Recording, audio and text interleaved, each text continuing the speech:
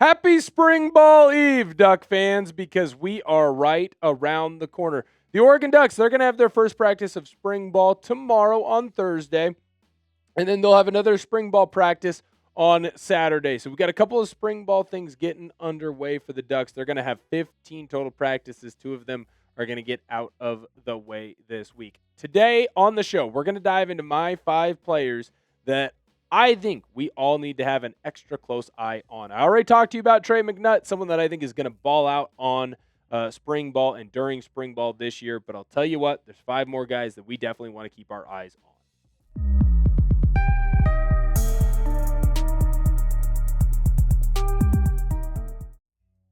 Welcome into the Oregon Football Report. I am your host, Will Ortner. Make sure that you hit that sub button. We're going to have you covered on all the Oregon football news throughout spring ball, but also during the 2026 season. First, we're going to start with my 5 players to watch. And, of course, we're going to start with, I think, the most fascinating candidate that is coming in because, well, he's technically a freshman, but he kind of isn't. The wide receiver from Burley, Idaho, Gatlin Bair. Very excited to see what the 5-star recruit is going to be able to do for this Oregon football team. One of the top recruits in the country when he graduated from high school in 2024. Now, he is a member of the Mormon church, and so Bair went on a 2-year mission. He joined the team back around January, so he's been out there for quite some time, got to do some of the winter workouts as well. Had a very fantastic senior year at Idaho, getting 10 touchdowns and over 800 yards. That's always very impressive, especially for the amount of games that those high school players play. I am very excited to see him ball out with this squad. Obviously, some big-name wide receivers are going to come in with the Oregon football team in the high school recruiting class. I would add Bair into that list as well. I cannot wait to see what he does in this Oregon football offense, and he's going to give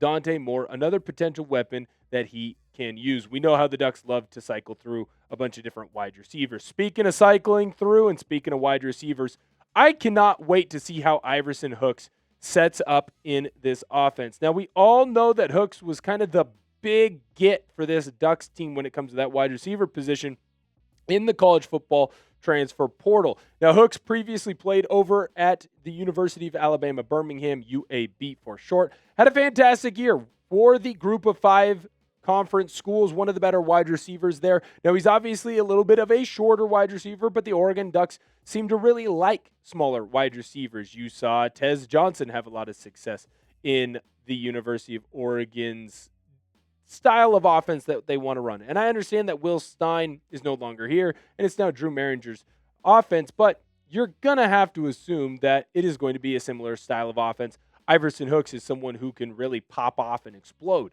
in this type of offense. I like that the Ducks continue to get more and more weapons for Dante Moore. So I cannot wait to see how Hooks kind of fits into this squad. Or maybe does he end up getting beat out by some of the younger players?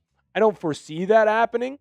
And that is why I cannot wait to see what Hooks does for this team and what he does during spring ball as he tries to earn his spot with this roster.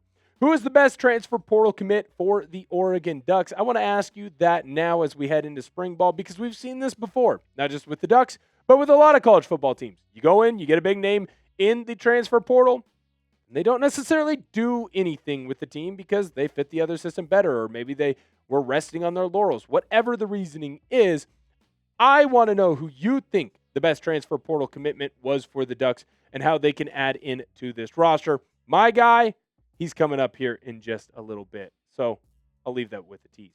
Next player that I want to watch on this spring ball practice series is a man by the name of Fox Crader. Offensive lineman, got some reps last year at that offensive tackle position. Big kid. Believe it or not, when I was actually coaching football at Hockinson High School, I actually got to coach against Fox Crader when he was over at Evergreen High School. Kid, absolute beast. He unfortunately dominated the defensive lineman for the squad that I was coaching. Thankfully, I was the offensive line coach, so that wasn't my fault. When you look at Crader, he obviously got some run this last year. I am very excited to see what he can be and what he can do for this team.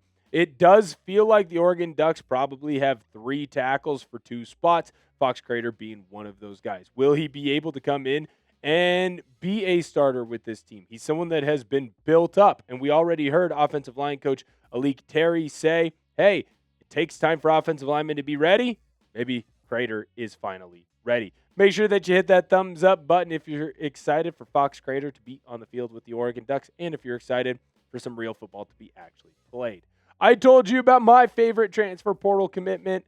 We're going to talk about him here. Koi Perich, the safety from Minnesota. This dude is so freaking good, it hurts. He had 2 years over with the Minnesota Gophers, and he was fantastic in his roles. And I think that each year tells its own story. When we look at that first year where Parrish is at the University of Minnesota, he has a ton of interceptions. Now, the tackle numbers, they are lower, and he's more of a ball-hawking safety. One, that's because teams were trying to test him more because, well, he's young. He's a freshman. You should definitely do that.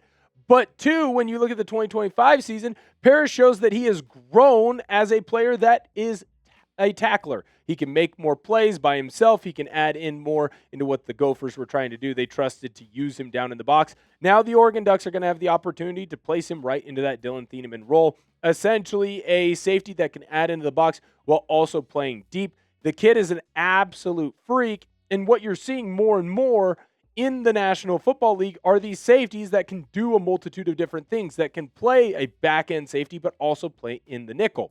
I think you're going to start seeing that in the college ranks as well, and Parrish is someone who can easily add himself into that. When you look at how well Thieneman did and how well he is now being looked at in the National Football League, it's easy to see why Koi Perich joined the Oregon football team. And that is all talk, and I haven't even mentioned how well he can play in the return game. He's a special, special talent. The Ducks could even potentially use him on the offensive side of the football in certain packages. The Gophers did as well. There's just nothing not to like about this kid, and I am excited to see what he does with the Oregon football team. I've got one player that we need to watch, but before we do that, who do you think will have the most impressive spring season for the Oregon football team? Is it going to be a wide receiver? Is it going to be a quarterback? Didn't even get to mention really any of the quarterbacks today. Not going to, giving away that last player there. But there are some fascinating position battles that are going to be duked out that we're going to have to talk about and that we're going to have to see during spring ball. Let me know who you think is really going to stand out above the rest for the Ducks. Last player that we have to watch, and this is someone that I ultimately find the most fascinating, is wide receiver Evan Stewart.